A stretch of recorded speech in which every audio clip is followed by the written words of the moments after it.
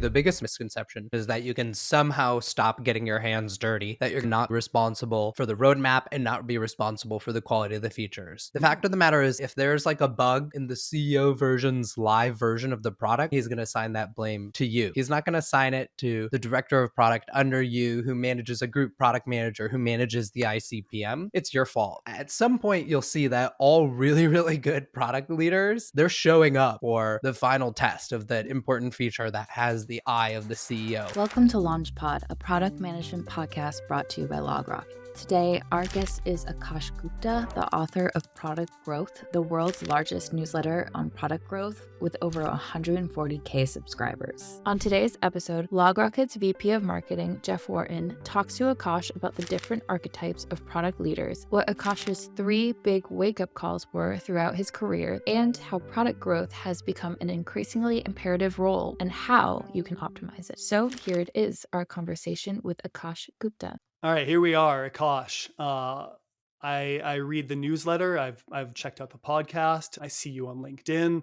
It is fantastic to actually get to finally talk to you, like one-to-one. How you doing? Thanks for jumping on. Couldn't be better. Thanks for having me. Excited to be here.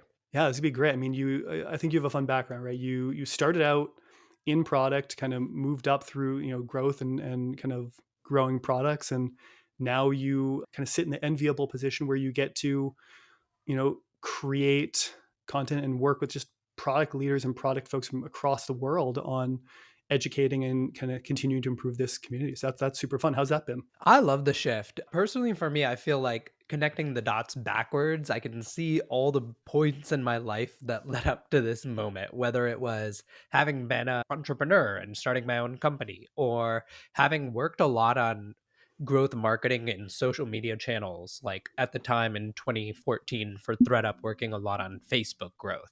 Now what I'm doing now is kind of both. It's starting my own company, growing through social media, and writing, where when I was in high school and college, I was a debater and that's all we did. So it's just a culmination, I guess, of everything I've done, and it's cool to be there. So we typically ask people like to explain their role, but you're not an operator from a standpoint of working in product anymore. So I guess now that you have kind of the benefit of maybe a little bit wider aperture, we all have the problem of you have non-technical folks, I'm sure, in your family or in your social circle who, used to tell them like, oh, I'm a product manager, and just whoosh.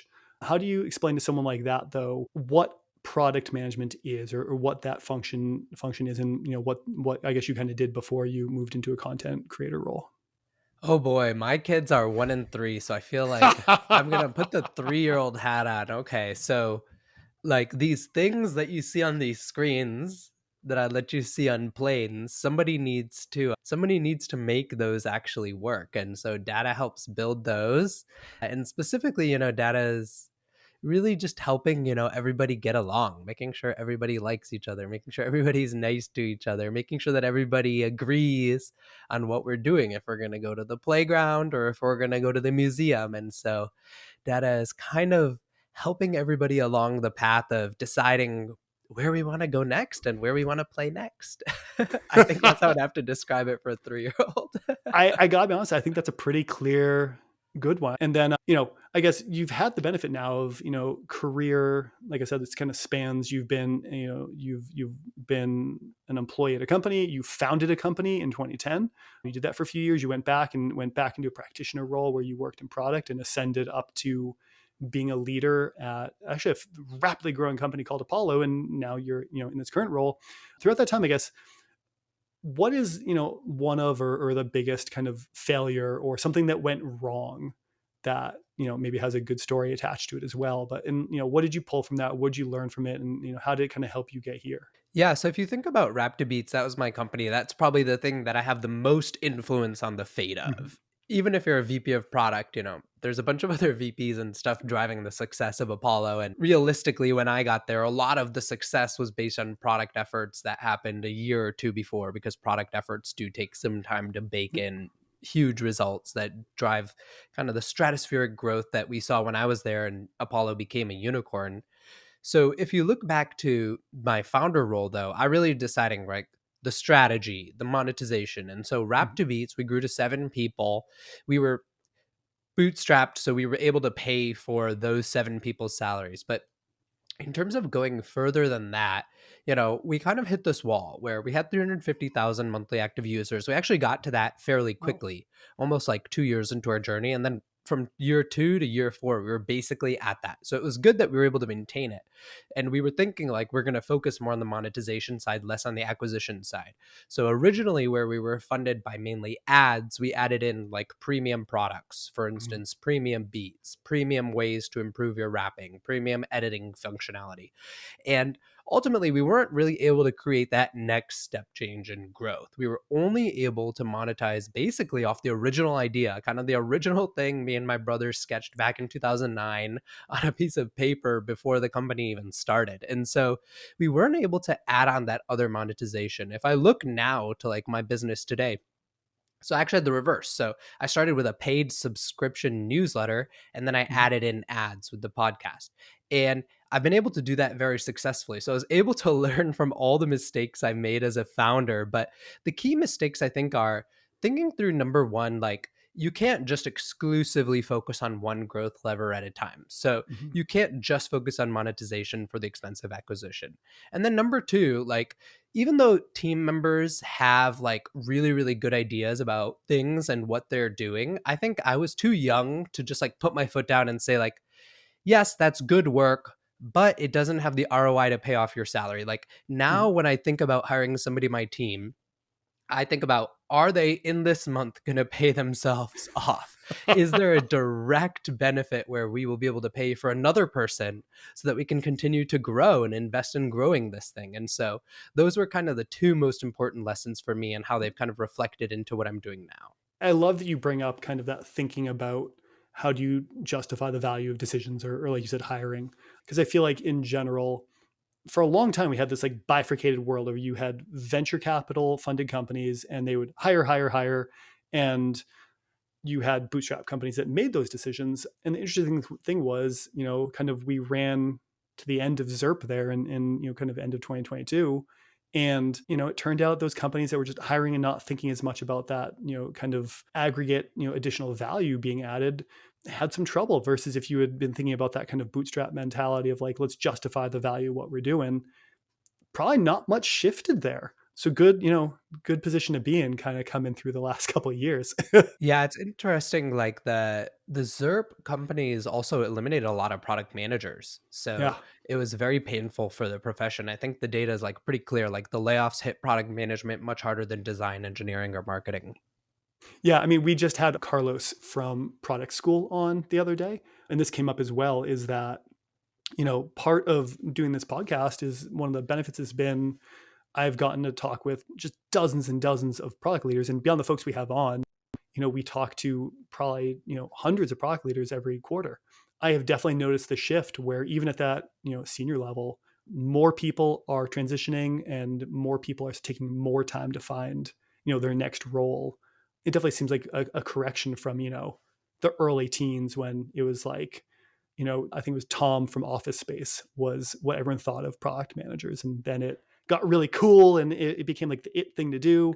And now I feel like we're just in that correction period and it's going to level off again, I hope. So, but yeah, no, it's an interesting observation of how we've kind of come back and forth, but having that background and having to bootstrap, I'm sure set you up to, be as successful as you are right now. And it's really impressive. Like I'm serious. I read the newsletter quite regularly, listen to the podcast. Like you're doing good work. It's great for the community. So I'm glad you're doing it and doing it well. There was one thing though, you were on a podcast called Diving Deep into Product a little bit ago, and to kind of get into like your experience in product itself. And maybe even now, like, right, you have the benefit of a much wider aperture in product. But you said something that really caught my ear and I thought was interesting. You talked about there's kind of three types of product leaders. And maybe I'll leave it to you to go through that. But like, can you explain kind of this theory about like three types and how they operate? Yeah, this is inspired by Shreyas Doshi, although the archetypes are slightly different just based on my personal experience. But the idea is Mhm. like, let's name the major buckets of product leaders that exist out there. So, number one is like the tactician. These people, they just know what to build. They keep going back to hey, the team, their roadmap, this is off. I'm going to go in and correct it. They're willing to get their hands dirty. They're willing to Mhm. figure out, okay, these are the top problems that the product has. These are the investments we need to make. They're willing to think through and dive into a PRD even to say, okay, this PRD needs these edits. That when it comes to design reviews, they are the most active and vocal voice. Like tacticians, what I find is that like they are eminently able to direct the team as a leader. Then you have this politician stereotype or archetype, whatever you want to call it. So the politician is like, I think we were talking before the podcast about like this idea that as you become a VP, you don't Yeah. spend as much time doing the craft. The politician is that type of a leader where they're doing less of the craft and they're doing a lot more around what is the org structure? What does my VP of marketing think about product? What does my VP of sales think about product? What does my CEO think? How am I managing the board? These politicians are really common in like the CPO ranks, especially because they do have so many stakeholders and often the whole company as a stakeholder to think through. And so you really do need that skill set. It's very valuable. It's not a knock on these people at all, but that's how they influence. And you'll find like they're amazing in your one-on-ones, but they might not be improving your craftsmanship per se as a PM because they're not diving into PRDs. They're not diving into design reviews. They're operating at a different layer. They're replying to results emails, right? And then you have craftsmen. So these are really interesting. This is like a variant of your tactician. So if you think about the tactician, they're excellent at deploying feedback, like I mentioned. Mhm. So they're commenting in the design review, they're commenting in the PRD. Now, if you think about the craftsmen, these people can write the PRD better than you. They can write the strategy better than you. They can do the design better than you. They can sketch out something that's better than your designer, probably, even though the designer is an expert. They can go to the engineer who says that this is going to take 6 weeks and say, that's BS. Here's a way to build it in 2 weeks, right? So the craftsmen, they tend to be these people that are extremely good at the craft of product management. They've Mhm. often been an IC product manager for 20, 25 years.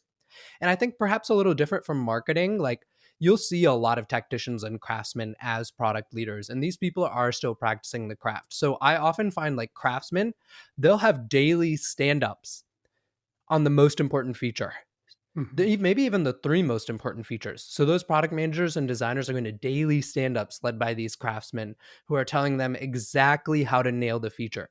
And so they're molding the entire process. My wife's a research professor, right?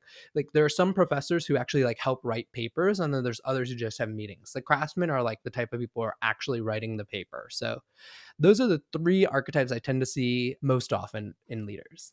Yeah, no, I think that matches. I mean, I think you see kind of similar in marketing too, actually, where you kind of run into, people who can, really help you get better, people who can really drive, everyone to be better and really understands what you're doing, get in the weeds, but maybe isn't, writing the specific stuff. And I do find it, I know you said it's not a knock, but that you kind of characterized politician was the only one that you accidentally characterized as stereotype. But I mean, I think you got a point, right? These are all valuable skills, but in the kind of parlance of current debates in product, it seems almost like if you look at tactician, that seems to almost map to what Paul Graham called founder mode, right?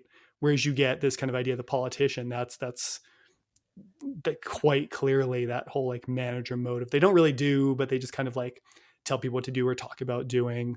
And then the craftsman kind of probably I think similar as tactician almost, but like I don't know. It's I like the archetypes. It's really good to see. I feel like it's a personality test where you kind of it's a mix of all three, but it's where you land and where your depth is at different ones. But right, looking at it, like I guess if you're at a company, which is the one you want to operate under, or where do you think the strengths lie here? I think all three can be equally effective. I've worked with leaders that are all three, and yeah, I had that Freudian slip on politician, most likely just because I identify least with politician, and the difference with tacticians and craftsmen. So probably founder mode is actually really closer to craftsman. So Yeah. tactician is like still more of a manager. It's like a variant of manager mode where you're really good at being a manager around specific details. Politicians like they don't get into the details whatsoever. And then the craftsmen, they're like better than you at doing your craft. All you're details. And that's very much Brian Chesky, that's Kari Saarinen at Linear, right? These people, we know that they're better designers than you, right? They started as designers. Everything they design turns into billions of dollars, right? So those are craftsman archetype. Steve Jobs, actually, he had no technical skills or design skills. So he might have still been in founder mode, but he'd more likely be a tactician. So there is Yeah. actually a difference because, Kari and Brian, they have that design background. Steve, he really didn't have any of that background. So it's actually a nuanced take on founder mode. Yeah, no, I like this one a lot better because it gives room for not being binary. It gives room to kind of like place weights and because right, if you're looking at, a company that's maybe, on the ascendance, like Apollo, maybe a couple of years before you got there even, you don't want a politician. You don't need someone who's heavy in that politician skill. You want someone who's going to get in and know just what to freaking build. Um, and you want them to make a team around them probably better because you want to grow and you want to scale. It seems like almost too heavy in craftsman. You might get a little dangerous where, you know, you want to teach people how to do it. You don't want to just always jump in and fix it for them. But like that level of, tactician and then some level of politician as you ramp the company up probably seems like, where you want to aim versus if you're just a pure politician, I can see how that, it kind of gets maligned by the programs of the world into being, just great liars or great upward managers. Yeah. Apollo's VP of product before me, Christian, he was at first a craftsman for the first half of his career, and then he shifted into a tactician, and he was never a politician. He was a shapeshifter. He could do whatever the company wanted, and that's what they needed. Yeah, I guess it'll be interesting to see kind of how this goes forward. But I do, I've kind of had a problem with the binariness of founder mode, manager mode, where it seems like we actually had on recently a guy named David Lopresti. He's a director over at U-Haul, actually manages all their mobile apps. But he made a point that I loved, which is, when you're hiring, when you're building the team, it's hire people who understand the solution and want to be a part of solving that. And that's going to probably take you really far because you're not going to run into the trappings of, manager mode, but you can scale. And I thought that was a really good take that kind of maps to this as well, right? Versus kind of that binariness. So this is what I love about doing this. I get to learn all this stuff from people like you and put it all together. So cool. So let's go back a little bit further. You touched on this briefly a couple minutes ago, but in 2010, you co-founded a company with your brother called Rap to Beats. And like it's scaled like what'd you say it was about 320,000 users? That is nothing to sneeze at, but to kind of look one meta level up, do you think that experience of being a founder, led you to be a more productive and successful product leader later on, or even just a product career throughout the years after that? Yeah, 100%. I think it's actually a really good path. I recommend that most product managers consider not starting in product management, even though I did, like starting in engineering or starting in design or starting in sales. As a founder, you have to do a mix of all three of those. So we coded the very first version of Rap to Beats. I can still code in iOS Swift till this day and build up little apps here and there as little micro SaaS ideas that I launch into the world. So yeah, having that coding skill set was nice. I designed the very first versions in Photoshop. If you go find the designs online, you'll see how bad they are. Those were my designs. So I'm glad they're so bad. It still managed to generate. So more importantly for us than monthly active users, our North Star metric tend to be hours in the app Mhm. because we're monetizing via ads, right? So we actually had about like 4 hours per user per month of those active Wow. users. So something like 1.2 million, or we actually had 1.3 million monthly active user hours per month, and that was pretty good. What I think it taught me though is to not think about product in isolation, right? Think about product as it relates to ROI. Think about product as it can be taken to market. Think Mhm. about product as how it can be supported. If it's suddenly creating a bunch of support tickets when you're the founder, that's literally less time building your product and marketing. And so it gave me that holistic perspective that I'm sure most senior PMs will generate anyways, just by launching a lot of features. But for me, having that aperture of we're not going to be able to pay our team anymore, we're going to shut down the company, gave me a good hard lesson before like scaling. And I sometimes saw some of my peers, especially at the height of ZERP, like I felt like they were like org building. And I was just never of that variety of org building because I'd experienced kind of the flip side of it myself. That's fair. It gives you, when you run through that decision making process of do I add people? And if I do, we will run into not being able to pay them. How do we pay people? That's a great motivator there. So now this experience, and I got kind of a chicken and an egg question for you. That experience of being a founder, did that give you the magic founder powers to utilize founder mode later on? Or conversely, did the kind of inherent drive and maybe skill or the attributes you brought already, did that set you up and enable you to be a founder? Like, what do you think of those goes first, or what's more causal? I hate to reflect on my N of one experience to say like what's more causal and what would be more helpful for the listener. But what I would say is that for me personally, I think that it totally shaped how I think about product management. So for me, I would say it was a causal relationship in the sense that being a founder, first of all, enabled me to get a good product management gig at a company that's public. And then second of all, enabled me to succeed in that. And then third of all, enabled me to grow to director, head of product, and VP. So I think that it kind of paved the way for my path. It also paved, like, I think a little bit of character. I think like Jensen Huang has recently been going viral, right? And just about talking about how like success doesn't come from IQ, it comes from character, right? And as a founder, like, Zuckerberg said, right, you wake up every day and you get punched in the face. Like, it's like, okay, there's a support problem, or there's a marketing problem, or there's a product problem. In some area of the business, there's some problem that you probably even caused because you didn't respond to an email or whatever it might have been. And so then you diagnose that problem, then you go to the other part of the business and you just act like everything's okay, and you help motivate them and make them think that they're working at the place they should stay at. So it really helps you bring that approach to product management too, where you get beaten up in the product review by the VP, and then you go to the next design meeting and your designer feels like they're on the best product team in the world, right? So you have to be able to do that. And I think that it definitely helps to have like a gritty experience, because I've never met a product manager where every single day there isn't bad news. It's not like some jobs, like I've managed growth marketers in my career. When their channels are working, like it's just like every single day is a good day. Like they're just running A/B tests. They're like learning how things are going. Their pixels aren't failing. Like everything's just working well up and to the right.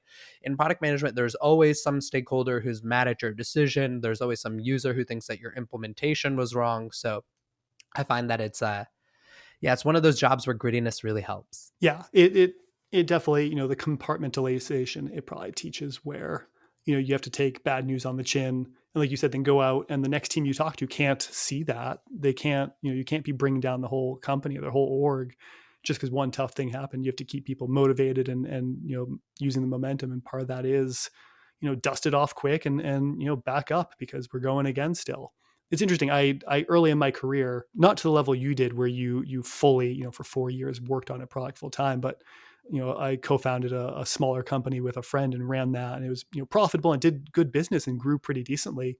And early in my career, whenever I would go interview at a new role, we would talk maybe 15% about the role I'm at currently and previous experience, and then probably 75% was spent talking about this small business that I started and ran. And I think that's something I learned. I tell, people who are looking to grow in their career and really want to get into leadership or want to grow influence of like, what's the best path? And one thing I tell them is go start something, go start a company, go start something that you own, go drive results. It doesn't have to be huge, doesn't have to be life consuming, but go learn what it's like to really, I think it gives you a better perspective to look at the entire picture. And, you can come in and you'll be a better product person, you'll be a better marketer, you'll be probably better at sales even if you go through and do that. So, I love your answer there about kind of it drove you to be better, but probably partly you came in with a set of drive to let you be good at it too. So after Rap to Beats, you moved up in your career pretty quickly, right? You went in and you kind of came into product management, back into that again. And, within not too long, you were running product, the VP of product at Apollo. And this has been one thing I think we talked about briefly. This is one thing I've run into and kind of counseled some people on my teams in the past as well about. But when you look at kind of that ascendance, what was some things that maybe being a manager or director did not prepare you for being a VP or being on the executive team? Like, I feel like everyone hits that and they just have this big disconnect, even maybe manager, director, but like, what are some of those disconnects that you ran into? And how'd you get through those? So it was interesting. I got really lucky that at threadUp, it was like a company that had real life warehouses. And so the actual tech engineering and executive org when we were Series C was maybe just like 50 people total, Mhm. all sitting in one floor in one office. And so it was probably like the second week itself where I was still young. I called a meeting. I invited like the whole senior leadership team and I gave like my point of view on how threadUps compared to competitors. And they were like, this is a shit ton of work. Like I actually printed out a 100-page slide deck and I gave it to every single person who walked into the door. Like it was comical stuff back in 2014, but they enjoyed that. So immediately, like I was able to ascend from manager, senior manager to director of growth at threadUp Mhm. very, very quickly. And even though my title was director of growth, because, compared to other directors, I was even still young. I was fully involved in all the senior leadership team activities, like all the stuff that the C-suite's planning for every board meeting, all of this going out and talking. So when we raise our Series D and Series E, like Goldman Sachs investment partners, like going out with them to dinners and like getting our $81 million fundraising. I was involved in all that activity. So I got really lucky that gave me a good leadership start.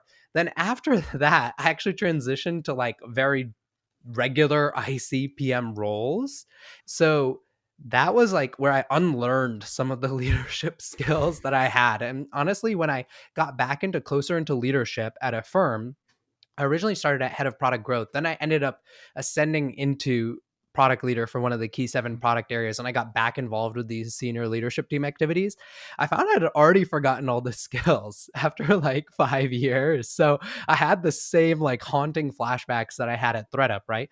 But like one of the most important ones as a leader is like literally how you conduct yourself. As a manager, I think it's okay to even like be blunt with your team about, okay, this project failed because of this person, or this project failed because of this team not supporting us. Like as soon as you ascend into the senior leadership team ranks, like you're not just managing your team, you're managing the whole company. You need to make the whole company look good. And you need to not just think about your function, you need to think about all functions. So if that means you want to take half the engineers on your growth team and give them to a core new product team because that'll be better for the business, you should do that, right? As a leader, you should be willing to sacrifice your own org and give it away. And so I had to have flashbacks and relearns. And also as a leader, like people expect you to be responding 24/7. So if another VP messages you at 11 o'clock, if you're an IC even, like you can just pretend like you were asleep and then respond in the morning. But as a VP, you have to like, wake up if you were asleep and like understand the message and respond, right? And then and there, and then you never know, it might be another 2-hour chat that comes in the middle of your sleep night. So I think as a leader, like the expectations are so high on communication and responsiveness. So I had to relearn everything. Like as an ICPM, deep work is all that matters. So I had gotten really used to having 3 times I responded to email and Slack a day. Had to completely unlearn that and just like always respond to email and Slack. So just the amount of effort it takes to be on a leadership team, how you have to up level how you show up to meetings, and just your communication practices. Those were probably the 3 biggest wake up calls for me. I feel like the other skills, like thinking about strategy, etc., PM prepared me pretty well for. It's interesting you brought up how you talk to people. There's really high performing ICs maybe that will move up, and that's one of the toughest things to learn. And it gets exponentially more powerful, your voice, like every level up. Where I've seen kind of new executives give someone a pretty harsh feedback, or not even that, like medium harsh feedback, but something that in their previous role would have rolled off their back, and maybe the person would have left. In the worst case scenarios, they would have gone to a coworker like, wow, that guy's a real jerk. But now that same feedback, people will leave and have an existential crisis about what they're doing at the company, if they're good at this. And I've definitely had people who moved in that role where I've worked with them where I've had to explain, like, it's different now, right? Like that person reports to someone who reports to someone who reports to you potentially.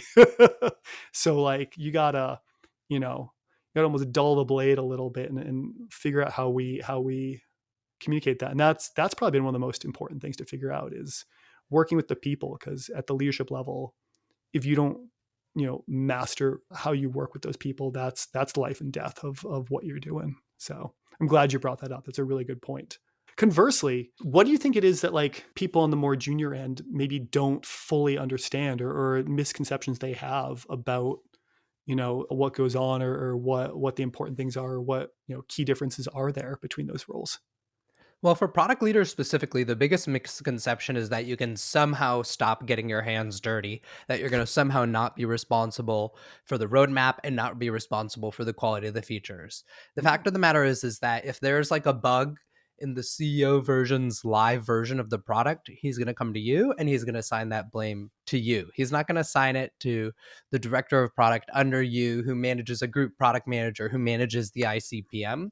It's your fault, right? And so at some point, you'll see that all really, really good product leaders, even the politicians, like they're showing up for the final test of that important feature that has the eye of the CEO. Like you can just simply never get away from actually building product as a product manager. If you look at like some of the really great product leaders, like Claire Vo, she's the CPO at LaunchPod, a company that's doing super well. She can build her own app. She's built her own app, ChatPRD, on the side. Like she has the full IC skill set to this day. And from what I hear at Launch Darkly, she's doing the same, where she's getting into all the IC tasks. And that's generally what both the more public and the more private really good product leaders do. Like I had one, Vinod Ramachandran. He was a director of product at Google for 10 years and he managed me at Affirm. This man was like so amazing at giving feedback on how a specific feature should work. Like he's able to predict in my one-on-one in 30 seconds what my designer is going to learn over 3 weeks of discovery. Like that's a level of craftsmanship that very few people have in the whole world, but because he's been building products so long, he's able to do it. And that's the expectation for product leaders. So that's the number one misconception.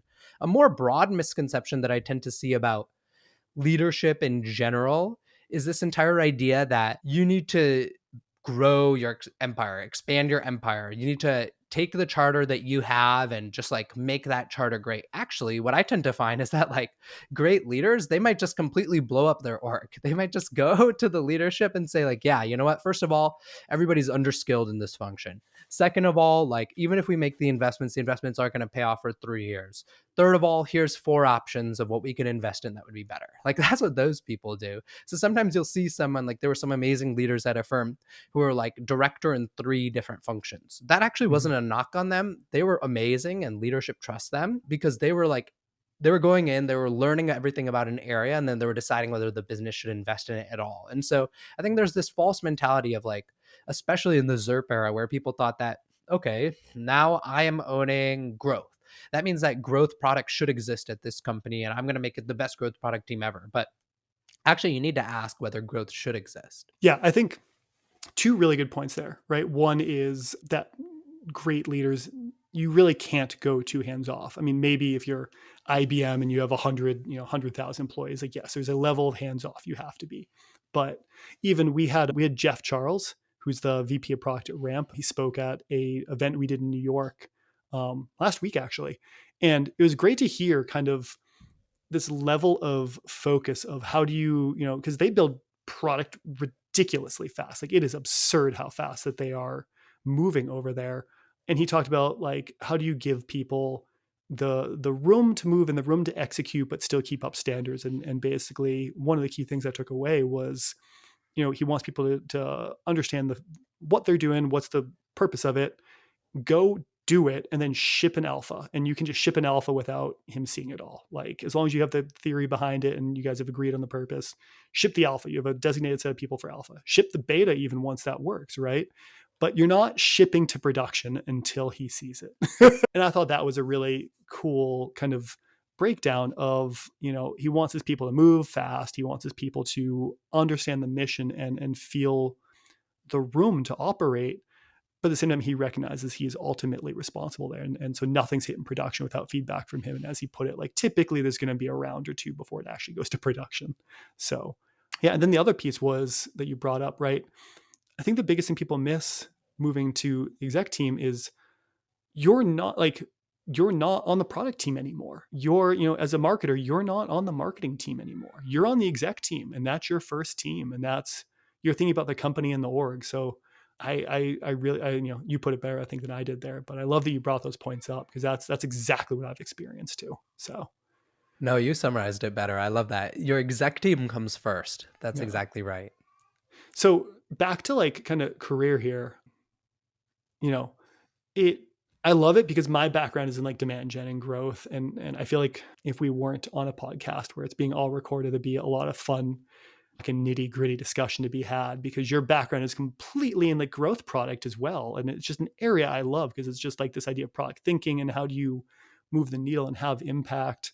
But you've lived in this for so long. And I feel like both on the product side and on the marketing side, we've seen an uptick in people moving into these exec roles with backgrounds in growth, whether it be growth product or like demand gen.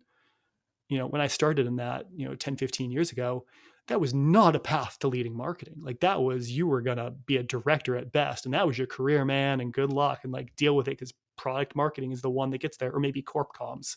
Now it's growth is the one that's going to get you to that executive role, both product and here. So like, why do you think that changed? Like what's going on? Because it's not a ZERP phenomenon. This is, not post ZERP at all.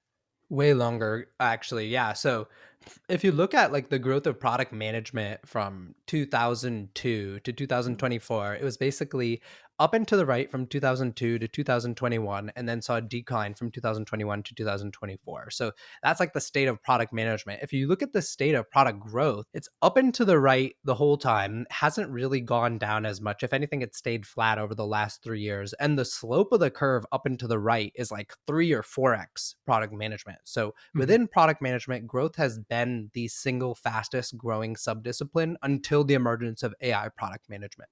So basically, the story of the last 22 years in product management has been the rise of growth product. And now the new story is the rise of AI product management. But I think that the rise of growth product happened for 3 main reasons. So the first is that quality is hard to achieve. Like what actually happens in practice, especially in B2B, less so in B2C, but really common in B2B, is like you'll ship something that's like 80% good enough. That was what was super important, and you'll rarely touch it again. You'll move on to a completely new area of the product. And so what was happening was the quality of that product, where it was 80% when it launched, 2 years later, it's 70%, 4 years later, it's 60%. And there isn't a team allocated to figuring out what are like the highest profile quality bets we can do to keep this product growing and humming. The second reason was that we started to see a lot of core product teams get gold on input metrics, which really frustrated the rest of the company, like marketing and sales, which had output metrics to also be accountable for. So those input metrics might be something like, how many people use this feature, instead of like how much ARR was actually driven, which would be like an output metric. And so growth teams were willing to take on some output metrics that actually drove the business. Like we're going to drive this many product qualified leads, for instance, or we're going to drive this much expansion revenue, or we're going to drive this much net new ARR that's totally self-serve through the product, right? So they were taking on these output metrics. And because output metrics are more easy to calculate ROI from, they were getting funded more. And then the third thing, outside of quality, outside of ROI, is that there was a whole bunch of growth tooling and technology that was developed over the last 22 years. So whether you look at the rise of product analytics, so there weren't even product analytics tools before. Everybody used like Tableau, or maybe they used a general purpose tool like Looker, or they just used SQL.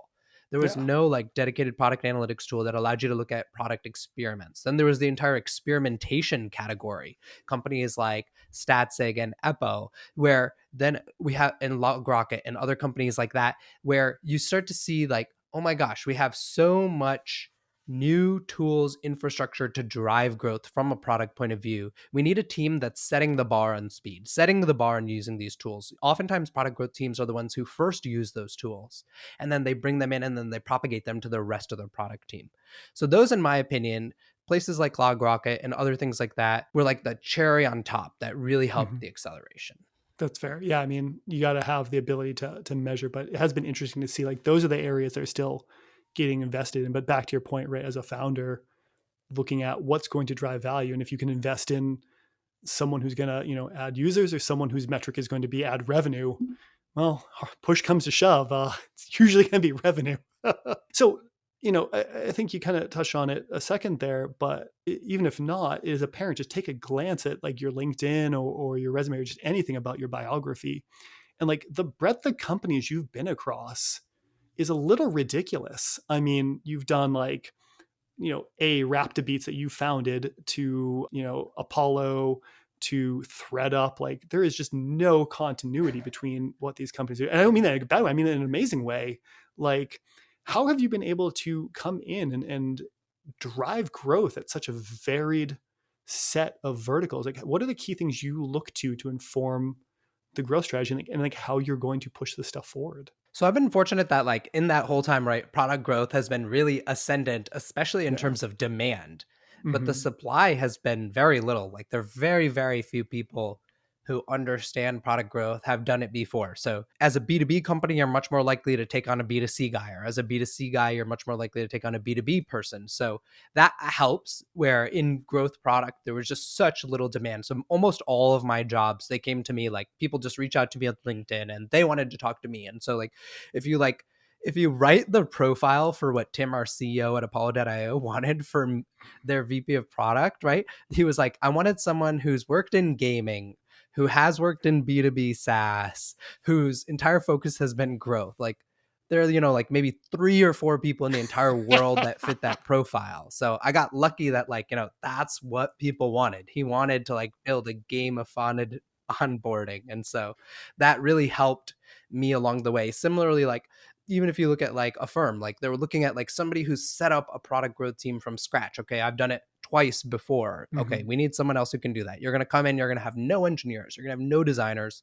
you're going to help make the case, you're going to have no PMs, you're going to help train them up and build the org. So I think I just benefited a lot from that fundamental demand story we talked about a second ago around product growth. Well, it's always right. It's the demand story is part of it, I feel like, but it's also the way you've worked to understand a lot of these things, and doing that, doing that fundamental work, and the journey of founding and driving results there, and looking at things from the holistic, like how are we going to move this forward, and how you are able to understand that, you're not just going to get there by having opportunity. You got to be ready for the opportunity when it hits. So that's, double-edged sword. I like to tell people, it's like, be ready always. And that way, when it happens, you're going to look really lucky, but it takes a lot of work to be really lucky. So there's one thing I wanted to ask you about specifically along your growth journey, because I tend to do a bit of research before we jump on these things. And I saw on your LinkedIn profile under threadUp, you talked about that you grew a referrals channel back when it actually worked, was the quote.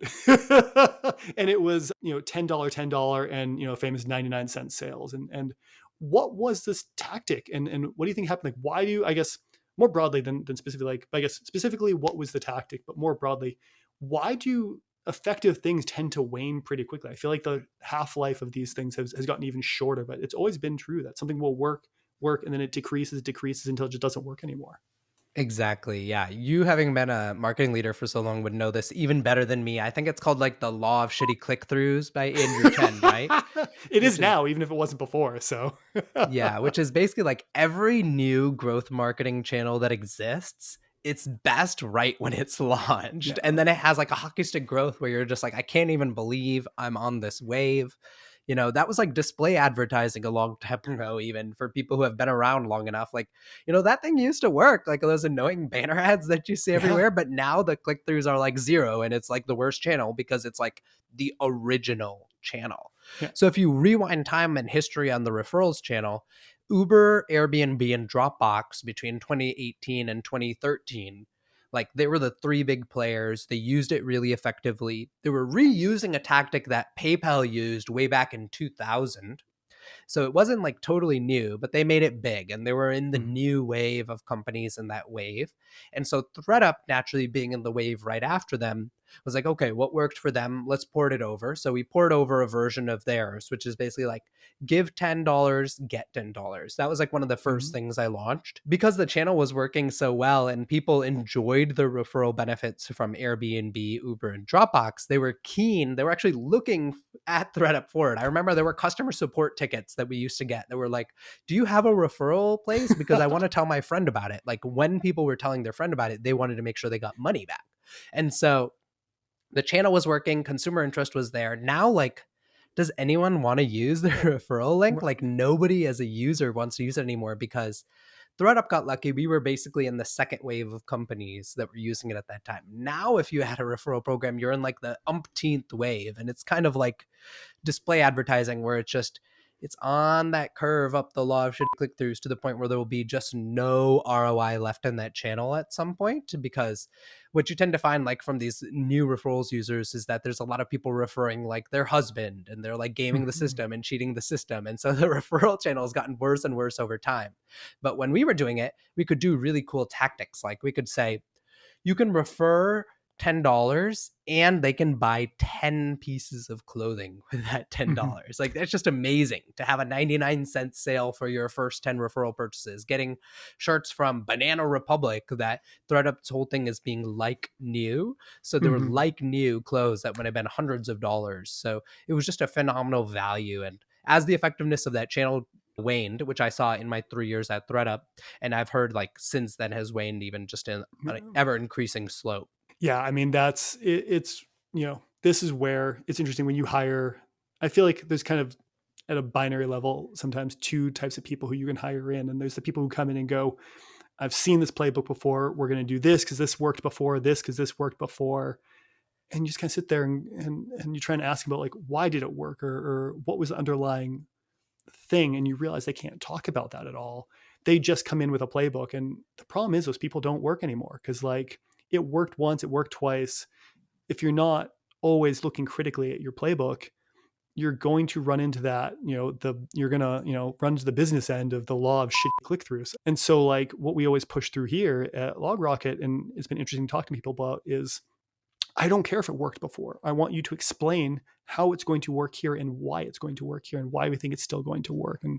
And what is the specific things about our audience that we're trying to do here, or what is the behavior trend that we're trying to take advantage of here, and leverage that and learn from these things. And you can draw some inspiration from it, but let's not just port the thing over because we're probably just going to fail. And it's been interesting over, 20 years of doing this and marketing and working with product teams to see like that in action. So I always tell the teams, like, we're going to find the new thing and then we're going to drive it into the ground. I want to be the one to take it and we're going to drive it into the ground, because it's going to happen somewhere. So we might as well get all the value out of it that we can. So ride that thing while it's hot. Akash, we're at the end here. So, I appreciate you joining. We'll have to do it again. We'll have to have you on again, but I can clearly see why people read and people read the newsletter and listen to the podcast, because you got just such a wealth of knowledge here. But thanks for coming on. I really appreciate it. It's been great to chat with you, man. And yeah, hopefully we can have you on again sometime soon. Thank you so much. Love the conversation and look forward to the next one. Yeah, sounds good. Thanks.